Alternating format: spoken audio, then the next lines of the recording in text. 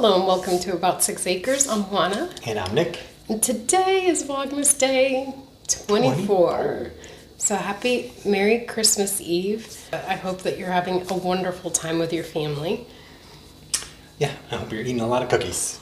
A lot of cookies. So today we think this is going to be a short video. We've been dying to make caramels. I don't know how you say it. Let us know how you pronounce it. Caramels, I think, are the bite size. And then caramel is like the sauce. Oh, well, that's good to know. Nick's That's interpretation. What I say. Yeah, let us know what your interpretation is. But we're making rosemary sea salt caramels. And I saw this recipe, and I've never made caramels before. Have you? Not intentionally. I would love to have tasted that. So we have our recipe ingredients ready. Let me show you what they are, and we can't wait to try these. Before we start the caramels, we're just going to go ahead and cut some rosemary, because these are going to be rosemary flavored ones. And we've never made them, never have tried them, and I hope that they're good. But here's what our rosemary currently looks like. It's taken over half of the bed that it was in, and I'm just going to give it a nice little trim.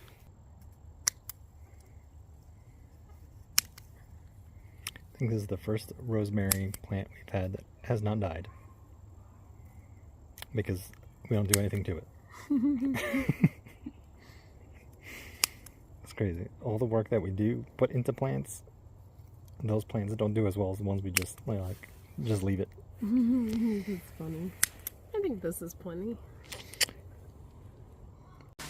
The ingredients are fairly simple, and I've already weighed them. So we're going to be using 6 tablespoons of butter, a couple of sprigs of rosemary, so we just went in the garden and grabbed some. There's a cup of sweetened condensed milk and a cup of light corn syrup in here, and we have a cup of sugar. We do have a candy thermometer. I think that we need to get it to like the 240 temperature range, and this is the first time that we use this thermometer. So we're taking our butter and the rosemary sprigs, and we're just going to melt them together. And the rosemary sprigs are supposed to give it like a little bit of a bright taste to it. So we'll see. It might be too earthy for us at the end, but you know what? We'll get many, many more chances to make caramels now that we have a candy thermometer. I've always been hesitant to try that because I just feel like I'm going to mess it up. Using the candy thermometer? Like if we didn't have a candy thermometer. I know that there's different ways to it. Like you can dip it in water. Well, we have a digital thermometer, but I don't know if it goes up. Because that's just a regular thermometer that can measure up to 400 degrees. I guess you can use like a digital. Yeah, I don't know that the regular like meat thermometer goes up that high or that it reacts as quickly. Yeah, it probably doesn't. Yeah, so it's okay. So right now we're going to just melt this over medium heat. So while Nick is melting the butter and the rosemary, I'm just going to prepare a pan. And it looked like she had a small bread dish where she poured it into, and it had parchment paper in it. Now, one of the cool things that I learned, if you watched the video a couple of days ago, I struggled with parchment paper and trying to peel it. But I learned something that I'm going to try now and see if it actually does work. But I saw a video where the girl put like the lip of the parchment paper can inside and then cut it, and everything came out so nice and clean. So I think this is the size that I'm going to go with, and now comes the moment of truth.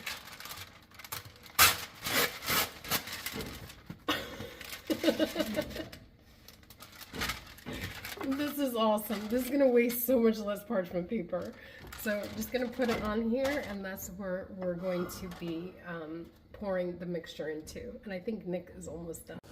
All right, so now that it's all melted, we're going to add in the corn syrup and condensed milk. And because I weighed it, I just went ahead and did it together. Hopefully that doesn't mess up the recipe. I don't think it will, but you never know. If it doesn't turn out, we can come back to this point.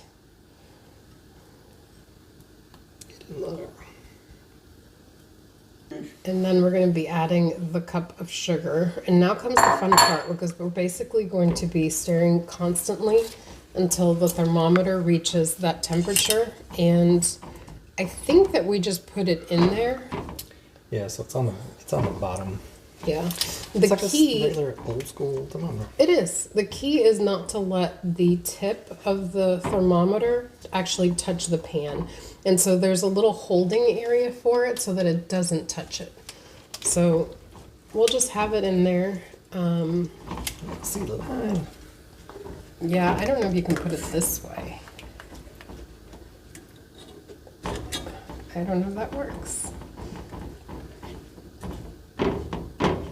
It's kind of tricky because, you know, when the person that I got the recipe from, when she did it on a big saucepan like this.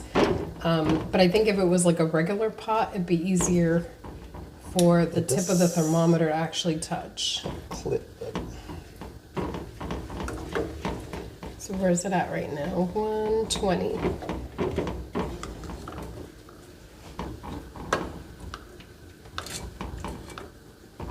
So if you've made caramels before, let us know if there's a flavor that you like, because I think this is something that we're probably going to be making more regularly. It's just kind of one of those nice things to gift. Okay, we're still at that 120 range. So the temperature is looking to be about 200 now. Let me see if I can grab it. There we go. Still rising, so 210.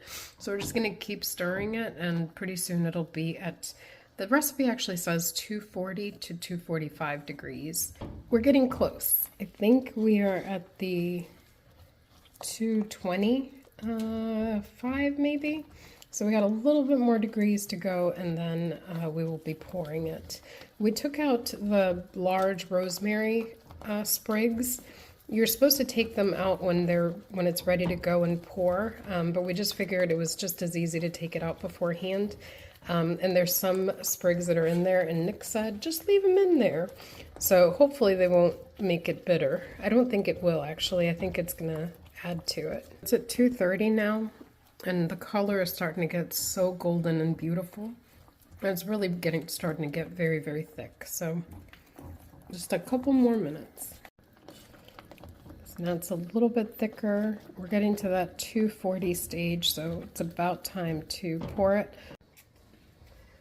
Okay, so it's not going to be so glamorous, but we're going to go ahead and pour it into the parchment paper. I wish you guys could see this side of it.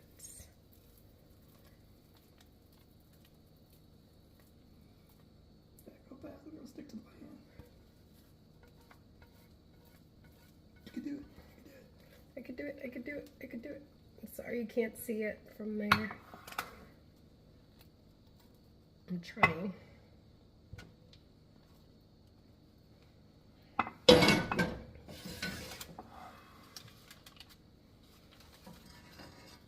Okay.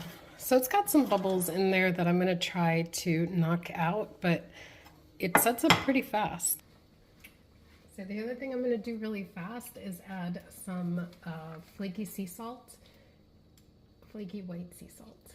So let's add that a little bit to the top.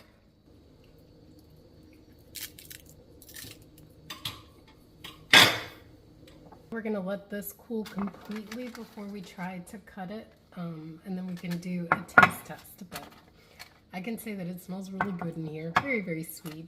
The caramels are not fully cooled yet, but if you know me, you know that I have the patience of a saint. No. As to impatience. No, Saint Bernard. Maybe a Saint Bernard, yes. So I just had to, you know, pull it out, and it's not, like it's not ready to be cut yet. So this is what it looks like, but I couldn't wait. So I used my bench scraper and cut a piece. And so we're gonna try it out now that it's mostly where it's supposed to be. So this is what the little piece looks like. And I'm gonna take some wax paper and cut it and wrap them in so that hopefully that'll slow us down from eating the whole thing. I'm gonna have to hide them too. You know something? I have a box of M&Ms hidden in this house, and I'm shocked that no one has found it yet. I was looking for that. I'm just saying, literally everything has to be hidden or we'll eat it. So, Like marshmallows.